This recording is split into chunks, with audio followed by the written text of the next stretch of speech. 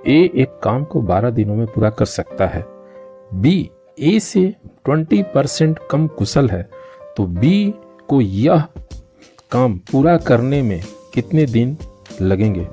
Simple सी बात है, time and work में जो कम कुशल रहता है वो किसी काम को करने में ज़्यादा समय लेता है। तो सिंपल सा यहाँ दिया हुआ है कि ए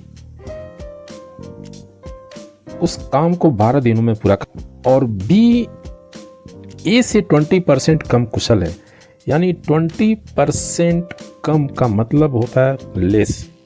इस पर दो इंडिविजुअल आंकड़ा आता है, एक होता है 100 और एक होता है 80।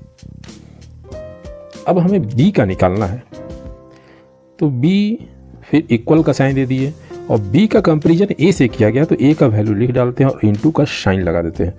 स्वाभाविक सी चीज़ है कि ये बी कम कुशल है तो ये उस वर्क को करने में ज़्यादा समय लगेगा। तो इन दोनों में देखते हैं कि कौन सा ज़्यादा वैल्यू है। तो ये 100 ज़्यादा है तो 100 को ऊपर कर देंगे, आने वाला वैल्यू ज़्यादा होगा तो ज़्यादा को ऊपर, कम वाला नीचे। अब ये 25 जा 100 होता है, 24 जा 80, 4 3 जा 12 और 3 5 जा 15 डेज।